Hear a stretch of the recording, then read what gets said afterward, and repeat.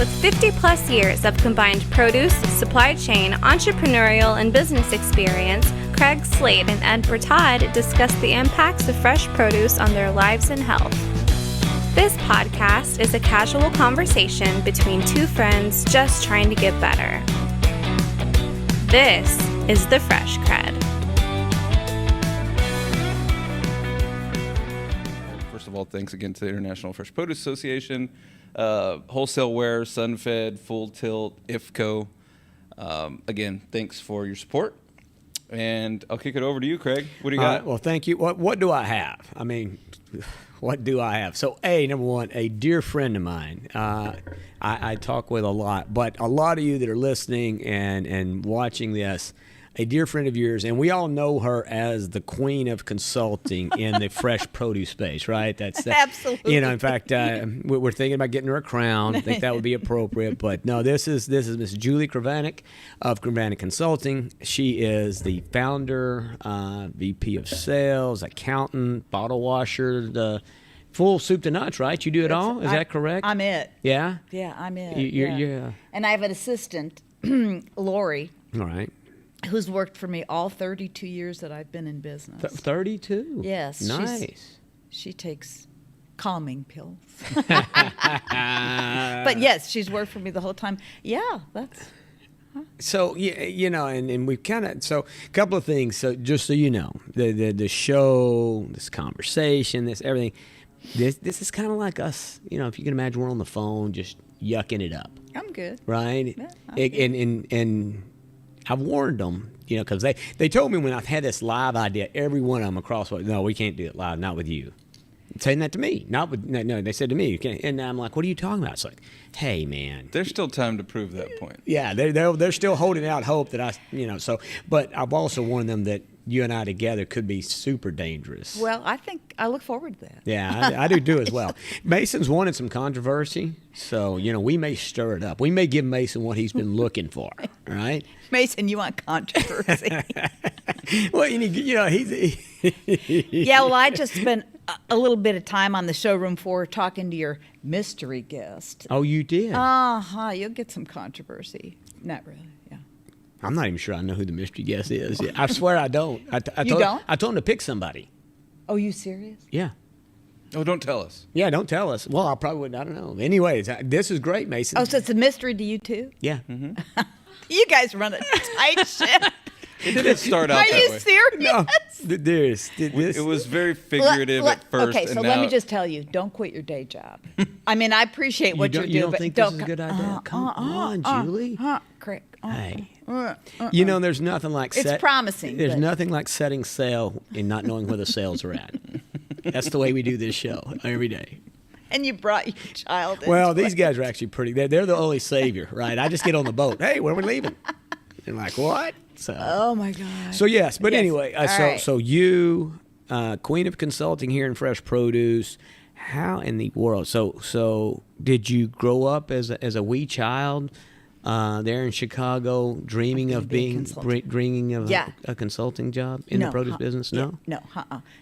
I got recruited out of my undergraduate to work in the energy industry. Okay. In Denver.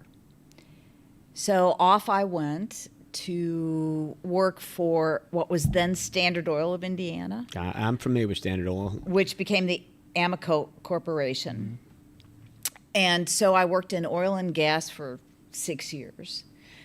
And then they bought, if you recall, when all of the oil and gas companies were trying to be energy conglomerates, and they all, like lemmings, bought mining companies. So our company bought a mining company, named it Amoco Minerals, and brought that whole group over to Denver. And then I was promoted and moved into that. So then I stayed in mining for 7, 8 years. So I had a whole career before I started in the produce industry. And we were I was in a high potential program. And what that meant was that they literally moved you from function to function to function. So we were trained, there were 6 of us, and we were trained as generalists. So, go beyond the sales desk, go do this, go do that. And I had a specialty, oddly enough, in labor negotiations. Wow. Yeah. So that sounds like a blast. It was horrible. It was during the time frame when, so it was called concession bargaining. Okay. Right. And what the deal was to strip the contract. I'm sure your listeners are gripping their hearts. Strip the contracts, take the negotiation into impasse, and then let them strike, and then run the plant. So I did that for like 8 years. It was awful. Kids, this was back before we had all these these concerns for everybody. So Yes, this was another world. We had no concerns for anybody. Yeah, so, no. I mean, it's so un-PC. Julie's no longer like, she's changed. Yes, now. no, Big heart, she loves. I'm everybody. enlightened. Yes. Yes. Just be clear. Be clear. But so I did that, and then they moved me, since I was a good negotiator. They moved me to the M&A committee. So I bought and sold coal mines. That was my specialty, coal mines, with 2 other people. And then I got tired of that. And I went back to school and got my master's like this because I thought, I got to get out of here. And I did. They offered me, oh my God, they offered me a job to be the general manager of a coal mine in Hazard, Kentucky. And where? The Dukes of Hazard. Hazard, Kentucky. And I said, exactly. Facts. And I said, look at me. I'm cute. I'm young. I'm single. Don't send me to Hazard, Kentucky. That'll be the death of me. My mother will never see me married. So I quit. Anyway, so I quit. And then I, just sort of started my own business. And anybody that's been in a startup, it is a scramble at first. So I scrambled. I worked for mostly high-tech, media, leadership strategy, the things that I do now, M&A leadership strategy. And then, honestly, serendipity did a talk for United Produce, their very first leadership class. They called me and said, we heard that you can speak on, management leadership, all these, all these different things. Would you speak to our very first class? 26 years ago. And I said, I was looking to pay the bills, if you want to know the truth. Oh, I said, what are you? And they said, we're a trade association. I said, what do you trade? They said, fruits and vegetables. I thought, God, that sounds like there's no money in it. So I'm not getting a check here. That's what I said. So I said, is it just you? They said, no, our sponsor is DuPont. And I said, they're good for their, I'm in. When they said DuPont. I said, yeah, I'm your girl. I know they'll pay the bills. So that's how I started in produce. You talk about falling into a pile of Christmas. Yeah. And then it's the love affair of your life. All of us love the industry so much. So, so this year's my 32nd, I just passed my 32nd year in business. Congratulations. Oh, I'm telling you. Yeah. No, I just love it. That's the thing that we all have in common. It's a hard industry. There's always something going on. There's headwinds galore. There always are. But there's something inside of us that just loves it. So, how fortunate, right? How lucky are we to have this? Can't believe it. And that's kind of been a running theme from, we had Robert Lambert on earlier, and we talked about the passion, the produce, how you get to it. Lauren, we got in that same conversation. So that's a running theme across everybody. It's like, you get in this space and the people, all walks. That word family is used a lot. Yeah. Potentially overused sometimes when you're referring to companies and stuff. But man, it's dysfunctional, just like a regular family. Don't say that to your people. If they're in this business, they already know. I'm not telling them anything they don't know. It's just the people that aren't in it that don't I know. But again, we have our challenges and our battles. But at the end of the day, it's a group that comes together and loves to get together and have a good time. And this is great because we haven't seen each other in a while. So this is great. I'm impressed beyond it all with the way that the industry handled the pandemic. I mean, we're still digging around with certain aspects of it, but I am really impressed. Well, that's the thing. That would be interesting because we, along themes, we've talked a little bit about. That's kind of been, this show, like we said, it really doesn't have that much structure. You have no theme. No theme, really. You're but themeless. we're picking up a theme as we go along, and so the theme we've kind of picked up, which doesn't seem that crazy. It's the same thing. Mm-hmm. COVID, right? What's going on, but you've got an inside look at some of these businesses, and when you say, talk a little bit about that. When you say you're impressed with how this industry handled that. Well, I work across all globally and across the whole supply chain. Mm-hmm. So I see the challenges of certain sectors, like, for example, the wholesale distributors. They were very challenged. Sure. But, and the overused word pivot. People kept saying, let's try this, let's try this. But let me tell you what I thought was impressive. Unbelievable challenges with growing, with the product, with distribution. I mean, it went on and on. Getting the labor force there, trying to get people vaccinated, all these things. So the insights that I would share with people, there's a couple of them. The first is don't underestimate the resiliency of our industry. I mean, we are tough birds.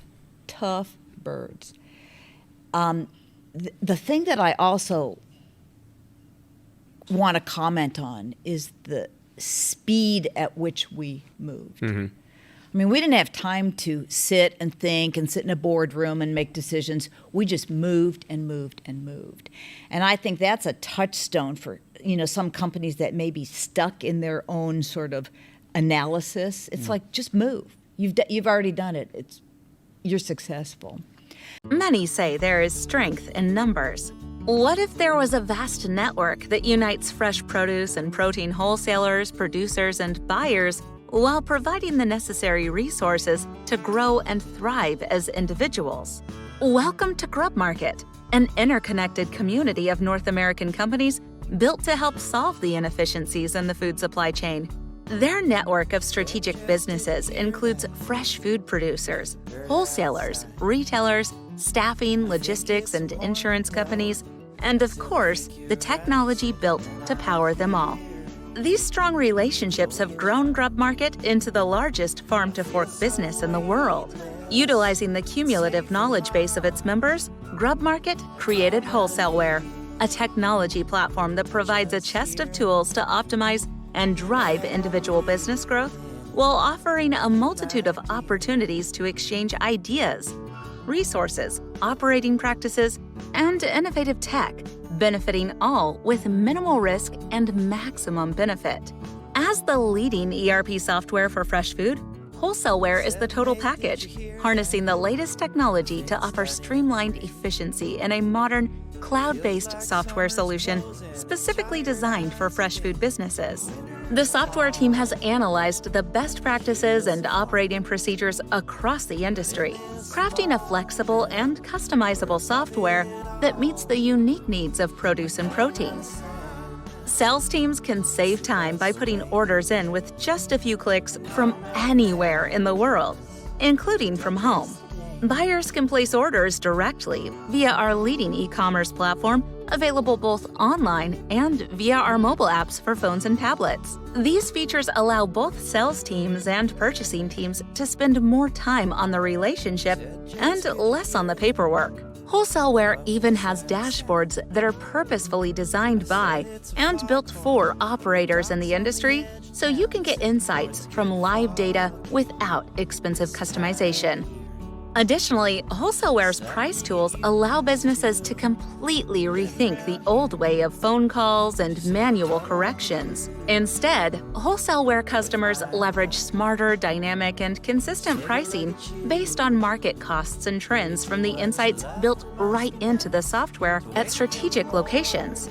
And with inventory management optimized for both speed and food safety, companies utilizing Wholesaleware end up minimizing waste, needing fewer trucks, and saving valuable time, while leading to maximum profits. Using modern programming and a secure cloud-based environment, GrubMarket's wholesaleware offers transparency and privacy to wholesalers, importers, growers, brokers, buyers, and more. Our customers enjoy more value-added enhancements faster than ever before with our lightning-quick approach to software development. Plus, our disruptive pricing model allows us to democratize our world-class technology for all players and all-sized companies throughout the supply chain. Join us and join the digital transformation of the fresh industry for a brighter and more connected future. Visit wholesaleware.com to book a demo and dive into the all-in-one platform specifically designed for leading wholesalers, growers, distributors, and more. Wholesaleware by GrubMarket, empowering the future of fresh food supply chain leaders. But the things, I'm going to flip the pancake a little bit and talk about the things that I want people now. It's not hindsight exactly, but we're definitely pulling out of it. Mm-hmm. The things that I want companies to look back on. The first is, if you were screwed up in 2019, you're screwed up now. Sorry. Hey. Yeah. So it's a heck of a pep talk. Well, isn't it? So people that say it's COVID, no, it's not COVID. You were screwed up before COVID. So for a lot of businesses, I think you need to take, some honest, do a post-mortem. If your finances were a wreck beforehand, if you were over-leveraged, guess what? It didn't get any better. If you didn't have enough leadership talent, guess what? It didn't get any better. The two areas that I see that I want people to pay, first of all, fix. If you got something to fix it. The other two areas that I keep thinking people need to look at, especially now that we're pulling out, the first is learn if there's something in the fundamentals that aren't working. Mm-hmm. That's an easy fix, easy to identify. The two places that I think are oftentimes overlooked, the first is the portfolio, customer portfolio. The companies that really hit the skids were people who have been told over and over and over to have a diversified portfolio. It's like your stock portfolio. Yeah, you don't have one type of stock, right? You don't represent one industry. So the companies that got hit were only, right, here we are in the food service. They were restaurants, and they got slaughtered. It's hard to balance the portfolio, but take a bit, I'd say take another look at that. And the other that I think is tricky is to look at really the business development aspect of the company. We are a run and gun today, and we've just come out of especially run and gun. Mm-hmm. So it's what's happened, and overnight something happened. Oh my God, we got to fix this. Even at the very top levels, people get immersed in the daily. It's exciting, it's crazy, it grabs you, it's there, right? Your money's rotting in front of you. But the new business development and the new channels to look at, and having not just one person to sort of, let's hire somebody that knows something about food service. That ain't it. You've got to really take a look at the opportunities, look at what is special about you, and go into new channels like your pants are on fire. Because everybody else in the sales force is mostly satisfying orders, helping the customer through any complaints that they may have. They're not developing new territory, and that worries me. That's the growth element, and that part of it worries me. People are scared to go into something like, if you've always been in retail, well, good for you, but the shoe could be on the other foot next time through. Mm-hmm. Yeah, I mean, I think you talked about being screwed up going in, but I think it really did expose a lot of things for completely, right? I mean, even if you weren't screwed up, it certainly exposed what some of the issues you might have or what you might be faced with, and so it gave you. I mean, if you really took the time to look at it, and it highlighted things, that you certainly and ideally, I mean, I'll tell you from our perspective, trying to use the the tragedy that was COVID and what it meant, is try and use that to see, well, what did we learn out of that? What do we know about the organization? What do we know about how we deal with people and all that kind of stuff? Yeah. Because there's a lot of things that going in, you looked at the world and looked at things in one Differently. perspective, Oh, yeah. and then now, on the other side. So I think that's one, I guess, benefit of coming through it is like I say, it exposed a lot of opportunities that you needed to really take advantage of. It is a benefit. And companies, we have to slow down enough to spend, a half a day going back and saying, what happened? What did we learn? What weak spots did we find in our organization or our leadership? How can we address those? You don't have to do a big, a 2-week postmortem, but Right. just have that conversation so that you can come out, in a bit different fashion. I mean, there's going to be other challenges. Hopefully not another pandemic, although Yeah. people are talking about that. So, Well, I mean, we had this conversation earlier today too, and it's like the last 24 months, holy Toledo. Yeah. The only, and I said this earlier, it's like the only time I can remember, and of course I was much younger, but the kind of volatility that we're experiencing at the level of volatility, the 70s is the only thing I can compare this to, with fuel lines and crazy Yep. inflation and crazy, I mean, everything was off the rails. Panic buying. I mean, it just everything, and so that's the only thing I can relate to this this time we're in, so to speak. that has even a closeness. So no. And the oil crisis. I mean, Yeah. everything that, inflation, everything that happened. The other thing that, I want people to take, especially senior leaders, to take a look at is whether or not they have a vision for the future of their business. Because what happens in our industry is that people get so wrought up in today that they don't attend to the destiny of the company. If a business's fundamentals are strong, you can hit the headwinds are going to come at you. Right. You got to have something inside of you that says, our fundamentals are good, our balance sheet is strong, our leadership is strong. We have a confidence that we can handle the headwinds, and we can, in fact, almost in our imagination, leap over that into constantly pressing into the future that we're building. Otherwise, you get bogged down into the today, and you absolutely never get there. If you look at and talk to younger people that come into our industry, what do they want to know when they come into a business? Why am I here? Mm-hmm. Where are we What's my- headed? what's my What's the purpose? future? Yeah. What's the purpose of this business? Is it just grind it every day, grind it? We're going to lose them. Well, and and I know for me, and probably for you in those industries you were in, but I mean, grind it that was basically. That was your job. There was no purpose. There was no cause. It just be thankful you're here and you have a job. Your purpose is you get a check Yeah. every couple of weeks. Yeah, I mean, Cold water you can drink. Yeah. it's God's honest truth. It's, and but the world has changed, and and for the better in that respect, right? Oh, Because I mean, this and Mason's already we're getting pressed on time. Okay. It's hard to believe. Oh, we got 3 minutes. Yeah, but you asked me about this, my bucket list and stuff. But even for me, and for this industry, we talked about, this podcast, this as an industry, having you, the conversation you and I have had. We have a message with what we're selling Yes. here, to change lives, to change the world, Yes. and I've said several times, we're the most efficient calories. We're selling the most efficient human energy out there, right? Yes. But we've got to get past talking to ourselves. Yeah. And we got to, be living examples. I think that starts with us. If we want to change the world, if we want to change, we got to, drink our own Kool-Aid, right? That we're peddling. So true. And I guess that's probably not a good point. Drink your own Kool-Aid. Yeah, that's probably not. We got to eat our own lettuce. Got to eat our own lettuce, right?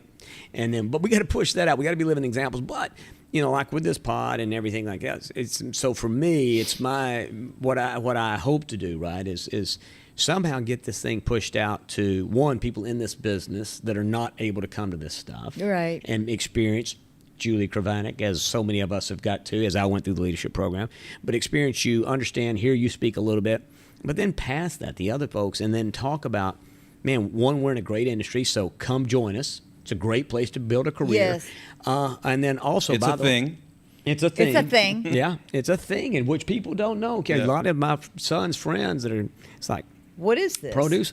I mean, I think I've got a couple of kids that I've been able to recruit out of college into this business that didn't even know we existed. But it's a thing. But then, for crying out loud, you literally can change your life, reduce your medical bills. You can do so much just by getting more of this that we sell in Well, your body. that's one of the things that COVID showed us Yeah. was the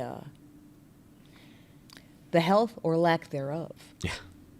And the impact when something challenging health-wise comes to you. Mm-hmm.